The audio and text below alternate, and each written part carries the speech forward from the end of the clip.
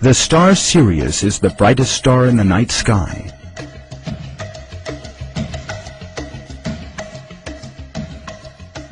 Astronomers have calculated its distance from us at being 8.5 light-years.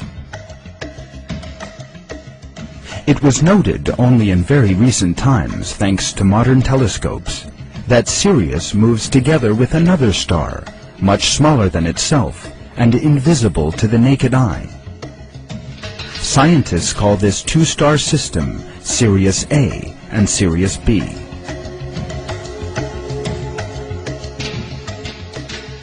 The larger of these is Sirius A, which is the brightest star that can be seen with the naked eye. Its mass is 3 times that of the Sun, and it is 10 times brighter than it. Sirius B, on the other hand, is a white dwarf star. It cannot be seen with the naked eye. It possesses approximately the same mass as the Sun, although since its diameter is only 4 times that of the Earth, it is very much more dense.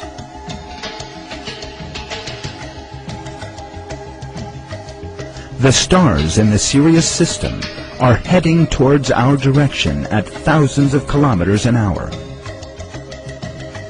The duration of the rising of Sirius on Earth's horizon is exactly the same as our solar year. In other words, 365 days and 6 hours. Because they had discovered this interesting common feature in the star Sirius and the solar system, the ancient Egyptians declared the day when Sirius first appeared on the horizon to be the first day of their calendar year. Because of such characteristics, the star Sirius became a focus of interest for a great many ancient civilizations. It was believed that this star possessed various powers, and some people... Ancient Egyptians consulted the heavens to tell them when to plant and when to harvest. Every star possessed a sacred meaning. They called Sirius, in the constellation Canis Major, the star of Isis.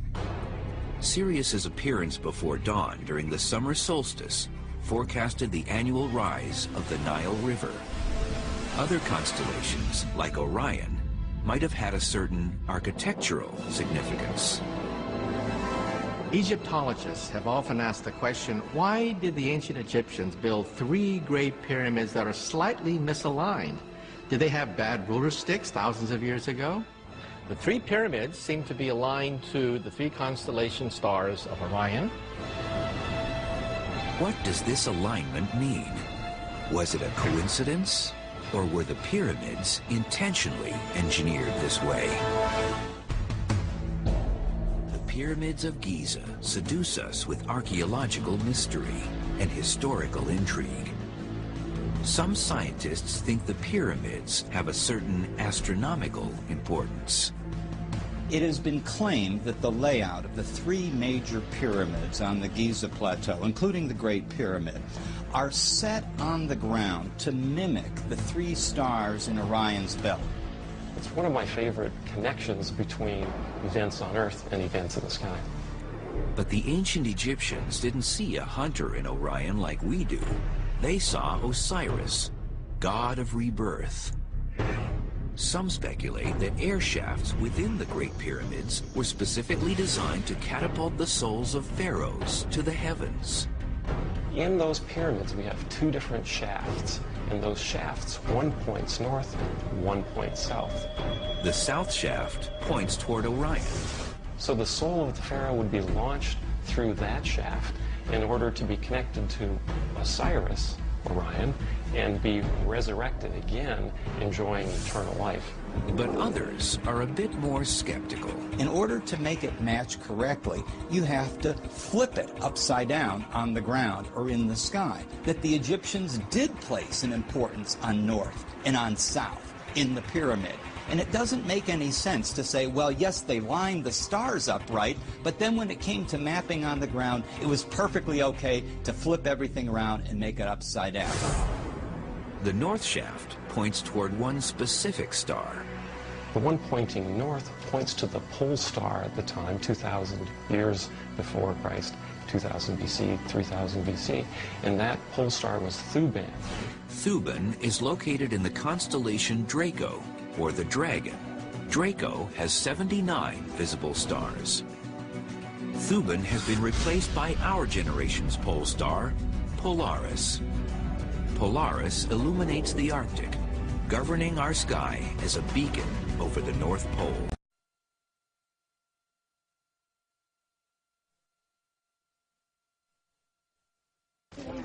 Restore what? Now you can see all three pyramids. Now on the further back is the pyramid of Khufu, Khafra, and Menkaure. Keep in mind, brothers and sisters, that our ancestors had astronomical science, astrology, where they studied the stars and so forth. One of the things that's been brought to astronomers' attention is that they noticed that the pyramid of Khufu and Khafra, if you notice right here, are in a perfect alignment. Okay? It's a perfect alignment. But the question is that why would such a perfect alignment and perfect structure where they built the small pyramid of Menkaure off course? Can you see it off course? Yeah. But what they found, though, is that our ancestors were building the pyramids in alignment with the stars, that they were in rhythm with the astrology and the astronomical science of the universe, the science of astrology or the study of the stars. And what they found is that the star system Orion was the star system of Osiris. Remember, the king wants to become one with Osiris. So by aligning the pyramid of Khufu, Khafra, and Menkaure with Orion, and that's why they built the pyramid of Menkaure slightly over and not in alignment, because the pyramids were built off the alignment of the star system Orion. The star system Sirius was Isis. So our ancestors, in essence, were building heaven on earth. They were taking the science of the stars and building the pyramids exactly as they saw the heavenly body, or the cosmological universe. Figure out why Menkaure's pyramid was not in a perfect alignment, but it fits with the alignment of the star system Orion. As well as the other pyramid layout, it fits into the constellation that our ancestors saw of Osiris. And that is the constellation of the man that we have today, as a figure of a man. So you can take and put the star system Orion right over the pyramid of Khufu, Khafra, and Menkaure, and see why they had the alignment of Menkaure slightly over, because it fit with the star system Orion, because the purpose was for the soul to ascend into heaven, for the spirit to ascend into heaven, to become one with Osiris. And the star system Orion was connected with Osiris. Keep in mind that the star system Orion was aligned perfectly with the chambers of the pyramids that we're going to deal with later on in our lecture series when we get into it. So this is serious knowledge to show you how profound our ancestors saw that they were building and with the constellation of the universe. Tomorrow when you go into Saqqara, you're also going to see the pyramid of Unas, showing the first concept of ascension into heaven. Long before there was Christianity, long before there were little white angels with wings under, that we get a concept that we're going to go to heaven, Unas already had the concept of ascension into heaven, or a spirit going into heaven, known as astrotheology. So this is what our ancestors saw, the soul becoming one with the great god Osiris in the constellation of Orion, which was the symbol for Osiris. And the star system Sirius was for Isis. Powerful astronomical knowledge that our ancestors had, showing how in tune our ancestors were with the heavenly bodies. In essence, building heaven on earth. Even in the Hermetic text, it speaks of Asar is our Father in heaven, and he looked down on his kingdom that he built. Oh, just before me. So let me show you something here. This is the kingdom. This is Asar in Orion's belt now. See Asar in Orion's belt, looking down on his kingdom?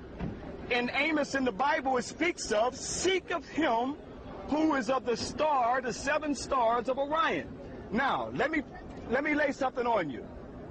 Our Father, which art in heaven, thy kingdom come, thy will be done on earth as it is in heaven.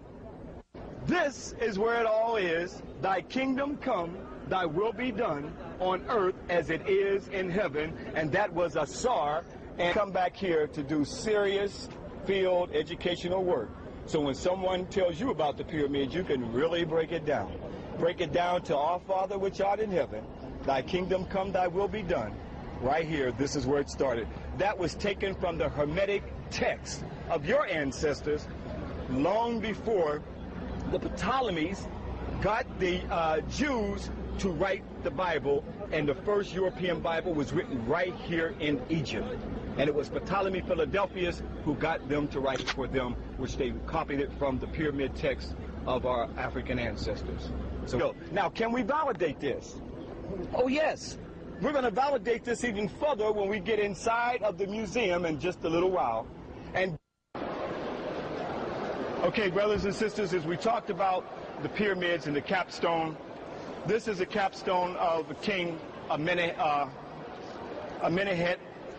III of the 12th dynastic period. These capstones were put on top of the pyramids. This capstone right here is from Hawawa. It's the capstone of Amenemhet III, as he was called Ni-Ma'at-Ra Amenemhet III, and that's his name here, Subek Ni-Ma'at-Ra, given life for eternity. And what you see here are the all-seeing eyes of Asar and Ra-Harakte, or the wings representing the rising spirit, the Sahu spirit. Remember, Asar, who was the great king, as I said, an Orion's belt represented Asar. He was what? Our Father, which art in heaven. Thy kingdom come, thy will be done on earth as it is in heaven. Where would we find the Orion at? Can we validate this? Can we validate with even a man by the name of Robert Bouvel, who many Egyptologists smashed down when he tried to say that Asar represented Orion's belt and Orion represented Sahu. That was the spiritual star for us to go to. Well, we can find it. You hold this for me. I want to show you something. Have patience here. This is very small. So where is this symbol at of Asar and Orion? Where is this symbol at? Well, let's go right over here and look closely, and what symbol do you see right here? What symbol do you see right there? You see Orion, you see Asar right there. Right. That validate that this capstone validates it on this capstone right here, Ni-Ma'at-Ra. This was of the 12th dynastic period. Over 4,000 years ago, this came from right here.